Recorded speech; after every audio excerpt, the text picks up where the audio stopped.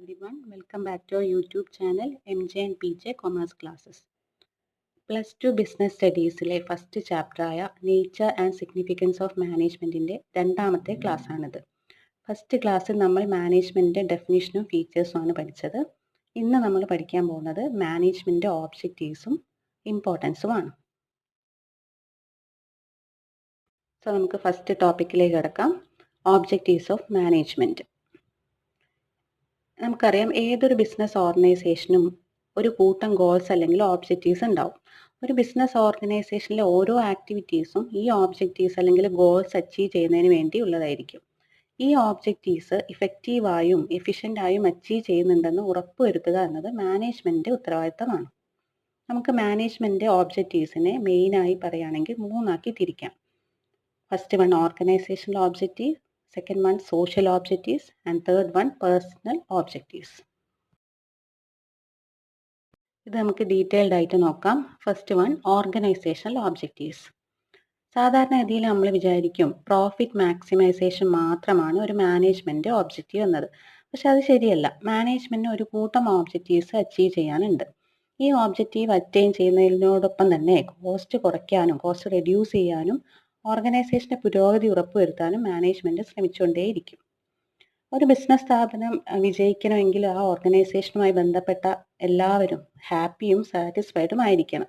അതായത് ബിസിനസ് സ്ഥാപനവുമായി ബന്ധപ്പെട്ടവരെന്ന് പറയുമ്പോൾ അതിൽ എംപ്ലോയീസ് ഉണ്ടാവും, ഷെയർ ഹോൾഡേഴ്സ് ഉണ്ടാവും, കസ്റ്റമേഴ്സ് ഉണ്ടാവും, ഗവൺമെൻറ്, സപ്ലയേഴ്സ്, അങ്ങനെ ഒരുപാട് പേരുണ്ടായിരിക്കും. ഇവരെല്ലാം ഹാപ്പിയും സാറ്റിസ്ഫൈഡും ആയെങ്കിൽ മാത്രമേ ആ ബിസിനസ് സ്ഥാപനം 100% സക്സസ് ആണെന്ന് നമുക്ക് പറയാൻ സാധിക്കുകയുള്ളൂ. ഇതിനായി നമുക്ക് ഓർഗനൈസേഷൻ്റെ പ്രധാനപ്പെട്ട ഓർഗനൈസേഷണൽ ഓബ്ജക്റ്റീവ് അല്ലെങ്കിൽ എക്കണോമിക് ഓബ്ജക്റ്റീവ് അച്ചീവ് ചെയ്തിരിക്കണം. ഓർഗനൈസേഷണൽ ഓബ്ജക്റ്റീവ് എന്ന് പറയുന്ന വേറെ പേരാണ് എക്കണോമിക് ഓബ്ജക്റ്റീവ്. ഈ ഓർഗനൈസേഷണൽ ഓബ്ജക്റ്റീവ്സിൽ മാനേജ്മെൻറ്റ് എയിം ചെയ്യുന്നത് 3 കാര്യങ്ങളാണ്: സർവൈവൽ, പ്രോഫിറ്റ് ആൻഡ് ഗ്രോത്ത്. ഇതെന്താണെന്ന് നമുക്ക് ഡീറ്റെയിൽഡ് ആയിട്ട് നോക്കാം. First one survival. ഏതൊരു ബിസിനസ് സ്ഥാപനത്തിൻ്റെയും ബേസിക് പർപ്പസ് എന്ന് പറയുന്നത് ഒരു കോമ്പറ്റേറ്റീവ് മാർക്കറ്റിൽ കുറേ കാലം നിലനിൽക്കാൻ സാധിക്കുക എന്നതാണ്. ഒരു സ്ഥാപനത്തിന് വരുന്ന കോസ്റ്റ് മീറ്റ് ചെയ്യാൻ സാധിച്ചാൽ മാത്രമേ ആ ഓർഗനൈസേഷന് മാർക്കറ്റിൽ കുറേ കാലം നിലനിന്ന് പോകാൻ പറ്റുള്ളൂ. ഒരു ഓർഗനൈസേഷന് ഈ കോമ്പറ്റേറ്റീവ് മാർക്കറ്റിൽ സർവൈവ് ചെയ്യാൻ സാധിക്കുന്നു എന്ന് ഉറപ്പുവരുത്തേണ്ടത് മാനേജ്മെൻറ്റിൻ്റെ റെസ്പോൺസിബിലിറ്റിയാണ്. സെക്കൻഡ് ഓർഗനൈസേഷണൽ ഓബ്ജക്റ്റീവിൽ വരുന്നതാണ് പ്രോഫിറ്റ്. ഒരു ഓർഗനൈസേഷൻ്റെ പ്രവർത്തനങ്ങൾ തുടർന്ന് പോകണമെങ്കിൽ പ്രോഫിറ്റ് വളരെ അത്യാവശ്യമാണ്. എക്സ്പെൻസസ് മീറ്റ് ചെയ്യാൻ വേണ്ടിയിട്ടും ഷെയർ ഹോൾഡേഴ്സിന് റിട്ടേൺ കൊടുക്കാനൊക്കെ നമുക്ക് പ്രോഫിറ്റ് ആവശ്യമാണ്. Profit is considered as a reward for taking risk എടുക്കുന്നവർക്കുള്ള റിട്ടേൺ ആണ് എന്ത് പ്രോഫിറ്റ് എന്ന് പറയുന്നത്. അതുകൊണ്ട് മാനേജ്മെൻറ്റ് എൻഷുർ ചെയ്തിരിക്കണം സഫിഷ്യൻറ്റ് പ്രോഫിറ്റ് ആ ഓർഗനൈസേഷൻ ഉണ്ടാക്കാൻ സാധിക്കുന്നുണ്ട് എന്നുള്ളത്. Third one growth. ഒരു ബിസിനസ് ഓർഗനൈസേഷൻ സർവൈവ് ചെയ്തതുകൊണ്ടും പ്രോഫിറ്റ് ഉണ്ടാക്കിയതുകൊണ്ടും മാത്രമായില്ല.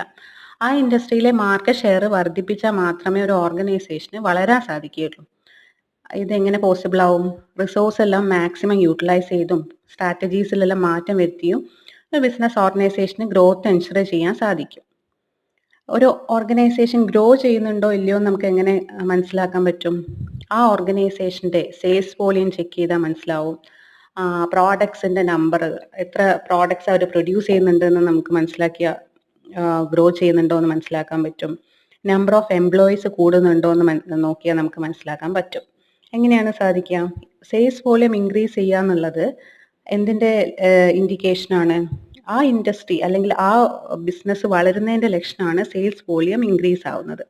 അതേപോലെ തന്നെ പ്രോഡക്ട്സിൻ്റെ നമ്പർ കൂടുന്നുണ്ടെങ്കിൽ, പ്രോഡക്ട്സിൻ്റെ എണ്ണം കൂടുന്നുണ്ടെങ്കിലും അതും ഒരു ഓർഗനൈസേഷൻ വളരുന്നതിൻ്റെ ലക്ഷണമാണ്. അതേപോലെ തന്നെ എംപ്ലോയീസിനെ കൂടുതൽ അവർ അപ്പോയിന്റ് ചെയ്യുന്നുണ്ടെങ്കിൽ അതും ബിസിനസ് എക്സ്പാൻഡ് ആവുന്നതിൻ്റെ അല്ലെ ബിസിനസ് ഗ്രോ ചെയ്യുന്നതിൻ്റെ ലക്ഷണമാണ്. അതുകൊണ്ട് ഒരു ഓർഗനൈസേഷൻ്റെ ഗ്രോത്തും എൻഷുർ ചെയ്യുക എന്നുള്ളത് മാനേജ്മെൻറ്റിൻ്റെ ഓബ്ജക്റ്റീവിൽ പെടുന്നു. മാനേജ്മെൻറ്റിൻ്റെ നെക്സ്റ്റ് ഓബ്ജക്റ്റീവാണ് സോഷ്യൽ ഓബ്ജക്റ്റീവ്സ്. നമുക്കറിയാം, ഏതൊരു ബിസിനസ് ഓർഗനൈസേഷനും ബിസിനസ് സ്ഥാപനവും സൊസൈറ്റീൻ്റെ ഒരു ഭാഗമാണ്. സൊസൈറ്റീസിലെ റിസോഴ്സസ്, അത് ഫിസിക്കൽ റിസോഴ്സ് ആവട്ടെ ഹ്യൂമൻ റിസോഴ്സ് ആവട്ടെ, ആ റിസോഴ്സ് ഉപയോഗിച്ചാണ് ഒരു ബിസിനസ് ഓർഗനൈസേഷൻ മണി ഏൺ ചെയ്യുന്നതും പ്രോഫിറ്റ് ഉണ്ടാക്കുന്നതൊക്കെ. അതുകൊണ്ട് തന്നെ ഈ ബിസിനസ് സ്ഥാപനത്തിൻ്റെ റെസ്പോൺസിബിലിറ്റിയാണ് ഈ ഏൺ ചെയ്യുന്ന പ്രോഫിറ്റിൻ്റെ ഒരു ഭാഗം ഈ സമൂഹത്തിൻ്റെ നന്മയ്ക്ക് വേണ്ടി അല്ലെങ്കിൽ സോഷ്യൽ വെൽഫെയറിന് വേണ്ടി മാറ്റിവെക്കുക എന്നുള്ളത്. ഒരു ഓർഗനൈസേഷൻ്റെ സോഷ്യൽ ഓബ്ജക്റ്റീവ്സ് എങ്ങനെയൊക്കെ ചെയ്യാന്നുള്ളത് നമുക്ക് നോക്കാം. First one, supply of quality goods at reasonable price. ഒരു ഓർഗനൈസേഷനെ സംബന്ധിച്ചിടത്തോളം നല്ല ക്വാളിറ്റി ഉള്ള ഗുഡ്സ് ന്യായവിലയ്ക്ക് പ്രൊവൈഡ് ചെയ്യുക. അത് സോഷ്യൽ റെസ്പോൺസിബിലിറ്റിയുടെ ഭാഗമാണ്. Then generation of economic wealth, economic ഡെവലപ്മെൻറ്റിലേക്ക് നയിക്കുക എന്നുള്ളത് സോഷ്യൽ റെസ്പോൺസിബിലിറ്റിയുടെ ഭാഗമാണ്. ഒരു ഓർഗനൈസേഷൻ്റെ സോഷ്യൽ റെസ്പോൺസിബിലിറ്റിയുടെ ഭാഗമായിട്ട് എംപ്ലോയ്മെൻറ്റ് ഓപ്പർച്യൂണിറ്റീസ് ക്രിയേറ്റ് ചെയ്യുന്നു, ഇൻകം ഓഫ് പീപ്പിൾ ഇൻക്രീസ് ആവുന്നു, automatically economic development, economic wealth കൂടാനും ഒരു ഓർഗനൈസേഷൻ വിചാരിച്ചാൽ സാധിക്കാൻ പറ്റുന്നതാണ്. Then using environment friendly methods of production, അതായത് പൊല്യൂഷൻ ഫ്രീ ആയിട്ടുള്ള പ്രൊഡക്ഷൻ മെത്തേഡ്സ് അഡോപ്റ്റ് ചെയ്യുക, എൻവയോൺമെൻറ്റ് ഫ്രണ്ട്ലി ആയിട്ടുള്ള പ്രൊഡക്ഷൻ ടെക്നിക്സ് ഫോളോ ചെയ്യുക എന്നൊക്കെ ഉള്ളത് സോഷ്യൽ റെസ്പോൺസിബിലിറ്റിയുടെ ഭാഗമായിട്ട് ഓരോ ഓർഗനൈസേഷനും ചെയ്യേണ്ട കാര്യമാണ്. Then providing employment opportunities to weaker sections of society, സമൂഹത്തിലെ പിന്നാക്കം നിൽക്കുന്ന ആളുകൾക്ക് ഈ ഓർഗനൈസേഷനിൽ ജോലി കൊടുക്കുന്നതിലൂടെ ഒരു ഓർഗനൈസേഷന് ആ ഒരു ഫാമിലിയെ അല്ലെങ്കിൽ ആ ഒരു റൂറൽ പീപ്പിളിനെ അല്ലെങ്കിൽ ഒരു ബാക്ക്വേർഡ് പീപ്പിളിനെ അപ്ലിഫ്റ്റ് ചെയ്യാൻ സാധിക്കും. അതും സോഷ്യൽ റെസ്പോൺസിബിലിറ്റിയുടെ ഭാഗമാണ്. Then participating actively in social service projects of government പലതരത്തിലുള്ള സോഷ്യൽ വെൽഫെയർ പ്രോജക്ട്സ് ഒക്കെ കൊണ്ടുവരുമ്പം അതിലെല്ലാം ആക്റ്റീവായി പാർട്ടിസിപ്പേറ്റ് ചെയ്യുക എന്നുള്ളത് ഒരു ഓർഗനൈസേഷനെ സംബന്ധിച്ചിടത്തോളം ഇമ്പോർട്ടൻ്റ് ആണ്. Then financial support to community, അതായത് സാമ്പത്തികമായിട്ട് പല സഹായങ്ങളും പ്രൊവൈഡ് ചെയ്യുക എന്നുള്ളതും ഒരു ഓർഗനൈസേഷൻ്റെ സോഷ്യൽ റെസ്പോൺസിബിലിറ്റിയുടെ ഭാഗമാണ്. ഇതിന് പല എക്സാമ്പിൾസും നമുക്ക് പരിശോധിച്ചാൽ കാണാൻ സാധിക്കും.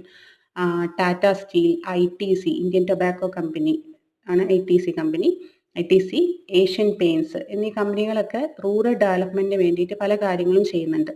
റൂറൽ പീപ്പിളിൻ്റെ പുരോഗമനത്തിന് വേണ്ടിയിട്ട് അവർ ഫിനാൻഷ്യൽ സപ്പോർട്ട് കൊടുക്കുന്നുണ്ട്. അവരുടെ ഹെൽത്ത് കെയർ, എഡ്യൂക്കേഷൻ, ട്രെയിനിങ് ഒക്കെ കൊടുക്കാൻ വേണ്ടിയിട്ട് അവർ ഫിനാൻഷ്യൽ സപ്പോർട്ട് പ്രൊവൈഡ് ചെയ്യുന്നതും അവരുടെ സോഷ്യൽ റെസ്പോൺസിബിലിറ്റിയുടെ ഭാഗമായി ചെയ്യുന്ന കാര്യങ്ങളാണ്.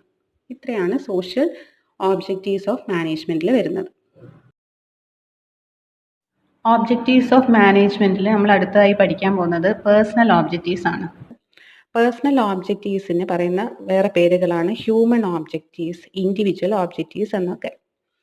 Personal objectives are related to the employees of an organization. ഒരു ഓർഗനൈസേഷനിലെ ഹ്യൂമൻ റിസോഴ്സുമായി ബന്ധപ്പെട്ട ഓബ്ജക്റ്റീവ്സ് ആണ് പേഴ്സണൽ ഓബ്ജക്റ്റീവ്സ് അല്ലെങ്കിൽ ഇൻഡിവിജ്വൽ ഓബ്ജക്റ്റീവ്സ്. ഒരു ഓർഗനൈസേഷൻ്റെ ഏറ്റവും ഇമ്പോർട്ടൻ്റ് ആയിട്ടുള്ള റിസോഴ്സ് എന്നത് അവിടുത്തെ എംപ്ലോയീസ് അല്ലെങ്കിൽ ഹ്യൂമൻ റിസോഴ്സ് ആണ്. ഈ എംപ്ലോയീസിൻ്റെ എല്ലാ എക്സ്പീരിയൻസ്, വാല്യൂസ്, ഓബ്ജക്റ്റീവ്സ്, നീഡ്സ് എല്ലാം വ്യത്യസ്തമായിരിക്കും. ഇവരെല്ലാം ഒരു സ്ഥാപനത്തിൽ ജോലി ചെയ്യുന്നതാവട്ടെ അവരുടെ പേഴ്സണൽ ഓബ്ജക്റ്റീവ്സ് അച്ചീവ് ചെയ്യാൻ കൂടിയാണ്. ഓർഗനൈസേഷണൽ ഓബ്ജക്റ്റീവ്സും പേഴ്സണൽ ഓബ്ജക്റ്റീവ്സും ഇൻ്റഗ്രേറ്റ് ചെയ്താൽ മാത്രമേ ഒരു ഓർഗനൈസേഷന് മുന്നേറാൻ സാധിക്കുകയുള്ളൂ. അതായത് ഒരു എക്സാമ്പിൾ പറയുകയാണെങ്കിൽ ഒരു ഓർഗനൈസേഷൻ്റെ ഓബ്ജക്റ്റീവ് 1000 യൂണിറ്റ്സ് പ്രൊഡ്യൂസ് ചെയ്യുക എന്നതാണ്. ഈ ഓബ്ജക്റ്റീവ് അച്ചീവ് ചെയ്യണമെങ്കിൽ അല്ലെങ്കിൽ അറ്റൈൻ ചെയ്യണമെങ്കിൽ മാനേജേഴ്സ് എംപ്ലോയീസിനെ കൺവിൻസ് ചെയ്യണം. എന്ത് കൺവിൻസ് ചെയ്യണം? അതായത് ഇതാണ് നമ്മുടെ ടാർഗറ്റ്, ഈ ടാർഗറ്റ് അച്ചീവ് ചെയ്യാൻ സാധിച്ചാൽ അതിൻ്റെ ബെനിഫിറ്റ് എംപ്ലോയീസിനും കൂടി കിട്ടുന്നതായിരിക്കും എന്ന് അവരെ കൺവിൻസ് ചെയ്യാൻ ഒരു മാനേജ്മെൻറ്റിന് സാധിക്കണം. അതായത് 1000 യൂണിറ്റ്സ് അച്ചീവ് ചെയ്യാൻ സാധിക്കുകയാണെങ്കിൽ 2% ഇൻസെൻറ്റീവ് അല്ലെങ്കിൽ ബോണസ് എംപ്ലോയീസിന് ലഭിക്കുമെന്ന് അവർ മാനേജേഴ്സ് എംപ്ലോയീസിനെ കൺവിൻസ് ചെയ്യിക്കും. ഇവിടെ ഓർഗനൈസേഷണൽ ഓബ്ജക്റ്റീവ്സും പേഴ്സണൽ ഓബ്ജക്റ്റീവും ഇൻ്റഗ്രേറ്റ് ചെയ്യുകയാണ് ചെയ്യുന്നത്. മാനേജേഴ്സാണ് അത് ചെയ്യുന്നത്. അതുകൊണ്ട് തന്നെ നിശ്ചയമായും എംപ്ലോയീസ് എന്ത് ചെയ്യും? ഈ ടാർഗറ്റ് അച്ചീവ് ചെയ്യാൻ വേണ്ടിയിട്ട് കഠിനമായി പ്രയത്നിക്കുകയും അതിലൂടെ ഓർഗനൈസേഷണൽ ഓബ്ജക്റ്റീവ് അച്ചീവ് ചെയ്യുകയും പേഴ്സണൽ ഓബ്ജക്റ്റീവ് സാറ്റിസ്ഫൈ ചെയ്യപ്പെടുകയും ചെയ്യും. ഇനി നമുക്ക് പേഴ്സണൽ ഓബ്ജക്റ്റീവ്സ് ഏതൊക്കെയാണെന്ന് നോക്കാം. First one, financial needs like salaries, incentives and other benefits. എംപ്ലോയീസിനെല്ലാം നല്ല സാലറി കിട്ടുന്നുണ്ട്, അവർക്ക് ഇൻസെൻറ്റീവ് പ്രോപ്പറായി കൊടുക്കുന്നുണ്ട്, അത് അഡീഷണൽ ബെനിഫിറ്റ്സ് കിട്ടുന്നുണ്ട് എന്നുള്ളത് മാനേജ്മെൻറ്റ് എൻഷുർ ചെയ്യേണ്ടതാണ്. The next one, social needs like recognition in the organisation. Employees എന്തെങ്കിലും ഒരു സജഷൻ പുട്ട് ഫോർവേഡ് ചെയ്തു, അതിലൂടെ ഓർഗനൈസേഷന് ബെനിഫിറ്റ് ഉണ്ടായി, ഡെഫിനറ്റ്ലി ആ എംപ്ലോയിനെ ഓർഗനൈസേഷൻ റെക്കഗ്നൈസ് ചെയ്യണം, അവർക്കൊരു അപ്രീസിയേഷൻ കൊടുക്കണം. അത് മാനേജ്മെൻറ്റ് എൻഷുർ ചെയ്യണം ഈ റെക്കഗ്നീഷൻ എംപ്ലോയീസിന് കിട്ടുന്നുണ്ട് എന്നുള്ളത്. അത് അവരുടെ ഒരു എംപ്ലോയീസിൻ്റെ സോഷ്യൽ നീഡിൻ്റെ ഭാഗമായിട്ട് വരുന്നതാണ്. ഇത് എൻഷുർ ചെയ്യുക എന്നുള്ളത് മാനേജ്മെൻറ്റിൻ്റെ ഡ്യൂട്ടിയാണ്. Then good and healthy working conditions. ഈ എംപ്ലോയീസ് വർക്ക് ചെയ്യുന്ന എൻവയോൺമെൻറ്റ് നല്ലതാണെന്നുള്ളത് എൻഷുർ ചെയ്യുക മാനേജ്മെൻറ്റിൻ്റെ ഒബ്ജക്റ്റീവിൽ വരുന്നു. Then personal growth and development. എംപ്ലോയീസിൻ്റെ ഗ്രോത്ത് ആൻഡ് ഡെവലപ്മെൻറ്റ് എൻഷുർ ചെയ്യുക. അതായത് അവർക്ക് പ്രോപ്പർ ടൈമിൽ പ്രൊമോഷൻ പ്രൊവൈഡ് ചെയ്യുക, അവർക്ക് ട്രെയിനിങ് പ്രൊവൈഡ് ചെയ്യുക എന്നൊക്കെ ഉള്ളത് അവരുടെ പേഴ്സണൽ ഒബ്ജക്റ്റീവ്സിൻ്റെ ഭാഗമാണ്. ഇതും മാനേജ്മെൻറ്റ് എൻഷുർ ചെയ്യേണ്ടതാണ്. സോ നമ്മളിന്ന് പഠിച്ചത് ഒബ്ജക്റ്റീവ്സ് ഓഫ് മാനേജ്മെൻ്റ് ആണ്. ഒബ്ജക്റ്റീവ്സ് ഓഫ് മാനേജ്മെൻറ്റിൽ പ്രധാനമായും 3 ഒബ്ജക്റ്റീവ്സ് ആണുള്ളത്. ഓർഗനൈസേഷണൽ ഒബ്ജക്റ്റീവ് അല്ലെങ്കിൽ economic objective, social objective and personal objectives. Topic clear ആണെന്ന് വിചാരിക്കുന്നു. ഇനി നമുക്ക് മാനേജ്മെൻറ്റ് ഇമ്പോർട്ടൻസ് എന്താണെന്ന് നോക്കാം. ഒരു ഓർഗനൈസേഷനെ സംബന്ധിച്ചിടത്തോളം മാനേജ്മെൻറ്റ് എത്രത്തോളം ഇമ്പോർട്ടൻ്റ് ആണ്, മാനേജ്മെൻറ്റ് നീഡ് എന്താണെന്നാണ് നമ്മൾ പഠിക്കാൻ പോകുന്നത്. First point, management helps in achieving group goals. Individual ഓബ്ജക്റ്റീവും ഓർഗനൈസേഷണൽ ഓബ്ജക്റ്റീവും ഇൻ്റഗ്രേറ്റ് ചെയ്യാനാണ് മാനേജ്മെൻറ്റ് എപ്പോഴും ശ്രമിക്കുന്നത്. ഇതിനായി മാനേജ്മെൻറ്റ് എന്ത് ചെയ്യും? ഓരോ എംപ്ലോയീസിൻ്റെ എഫേർട്സും ഓർഗനൈസേഷൻ്റെ ഗോൾ അച്ചീവ് ചെയ്യുന്നതിലേക്ക് ഡയറക്റ്റ് ചെയ്യാനാണ് ശ്രമിക്കുന്നത്. Thus, management helps in achieving group goals. Second point, management increases efficiency.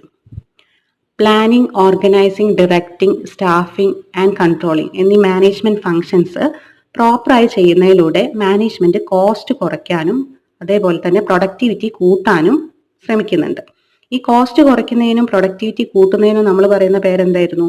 Efficiency എന്നാണ് പറയുന്നത്. കോസ്റ്റ് റെഡ്യൂസ് ആക്കാനും maximum cost of production reduce ചെയ്യുക, അതേസമയം പ്രൊഡക്ടിവിറ്റി കൂട്ടുക. ഇതിനാണ് നമ്മൾ എഫിഷ്യൻസി എന്ന് പറയുന്നത്. മാനേജ്മെൻറ്റ് ഈ ഫങ്ഷൻസ്, മാനേജീരിയൽ ഫങ്ഷൻസ് പ്രോപ്പറായി ചെയ്യുന്നതിലൂടെ കോസ്റ്റ് റെഡ്യൂസ് ചെയ്ത് പ്രൊഡക്ടിവിറ്റി ഇൻക്രീസ് ആക്കി എഫിഷ്യൻസി അച്ചീവ് ചെയ്യാൻ ശ്രമിക്കുന്നുണ്ട്. ഇതാണ് മാനേജ്മെൻറ്റ് ഇൻക്രീസസ് എഫിഷ്യൻസി എന്നുകൊണ്ട് ഉദ്ദേശിക്കുന്നത്. Next point, management creates A dynamic environment. Environment is dynamic or changing in nature. ഈ ചേഞ്ചസിനനുസരിച്ചുള്ള മാറ്റങ്ങൾ ഓർഗനൈസേഷനിൽ നമുക്ക് വരുത്തേണ്ടി വരും. സാധാരണയായി എംപ്ലോയീസ് എന്തെങ്കിലും ചേഞ്ച് വരുമ്പോൾ അതിനെ ഒപ്പോസ് ചെയ്യാണ് പതിവ്. എന്നാൽ ഒരു എഫിഷ്യൻറ്റ് മാനേജ്മെൻറ്റ് എന്താ ചെയ്യേണ്ടത്? അവർ എംപ്ലോയീസിനെ കൺവിൻസ് ചെയ്യണം. അതായത് ചേഞ്ചസ് അഡോപ്റ്റ് ചെയ്യാൻ അവരെ മോട്ടിവേറ്റ് ചെയ്യണം. ഈ ചേഞ്ചസ് അഡോപ്റ്റ് ചെയ്താൽ ഓർഗനൈസേഷന് മാത്രമല്ല ബെനിഫിറ്റ്, പകരം എംപ്ലോയീസിനും കൂടിയാണ് അതിൻ്റെ ബെനിഫിറ്റ് എന്ന് കൺവിൻസ് ചെയ്യാൻ സാധിച്ചാൽ തീർച്ചയായും എംപ്ലോയീസ് ഈ ചേഞ്ചസ് അഡോപ്റ്റ് ചെയ്യും, അതിനനുസരിച്ച് പ്രവർത്തിക്കുകയും ചെയ്യും. Thus, management creates a dynamic environment. Next one, management helps in achieving personal objective. ഒരു എഫിഷ്യൻ്റ് ആയുള്ള മാനേജർ എപ്പോഴും എംപ്ലോയർക്ക് മാത്രമല്ല എംപ്ലോയീസിനും ബെനിഫിറ്റ് വരണമെന്ന് ആഗ്രഹിക്കുന്ന ആളായിരിക്കും. ഓർഗനൈസേഷണൽ ഒബ്ജക്റ്റീവ് അച്ചീവ് ചെയ്യുന്നതിൻ്റെ കൂടെ തന്നെ എംപ്ലോയീസിൻ്റെ പേഴ്സണൽ ഒബ്ജക്റ്റീവും കൂടി അച്ചീവ് ചെയ്യുന്ന രീതിയിലായിരിക്കും ഒരു മാനേജർ കാര്യങ്ങൾ ലീഡ് ചെയ്യുന്നത്. ഇൻഡിവിജ്വൽസിൻ്റെ ഒബ്ജക്റ്റീവ് എന്ന് പറയുമ്പോൾ കൂടുതൽ ഏൺ ചെയ്യാൻ അല്ലെങ്കിൽ കൂടുതൽ സാലറി ലഭിക്കാൻ, ഇൻസെൻറ്റീവ് ലഭിക്കുക എന്നായിരിക്കും ഇൻഡിവിജ്വൽസിൻ്റെ ഒബ്ജക്റ്റീവ്. അതേസമയം ഓർഗനൈസേഷൻ്റെ ഒബ്ജക്റ്റീവോ കൂടുതൽ പ്രൊഡ്യൂസ് ചെയ്യുക, കോസ്റ്റ് റെഡ്യൂസ് ചെയ്യുക, കൂടുതൽ സെയിൽസ് ഉണ്ടാക്കുക എന്നൊക്കെ ആയിരിക്കും. കൂടുതൽ പ്രൊഡ്യൂസ് ചെയ്താൽ കൂടുതൽ ഏൺ ചെയ്യാൻ പറ്റുമെന്ന് മാനേജ്മെൻറ്റ് എന്ത് ചെയ്യണം? എംപ്ലോയീസിനെ മനസ്സിലാക്കി കൊടുക്കണം. ഇതിലൂടെ എംപ്ലോയീസിന് അവരുടെ പേഴ്സണൽ ഒബ്ജക്റ്റീവ് അച്ചീവ് ചെയ്യാൻ സാധിക്കും. Thus, management helps in achieving personal objective. Then last point, management helps in development of society. നമ്മൾ ഒബ്ജക്റ്റീവ്സ് ഓഫ് മാനേജ്മെൻറ്റ് എന്ന ടോപ്പിക്കിൽ പഠിച്ചു.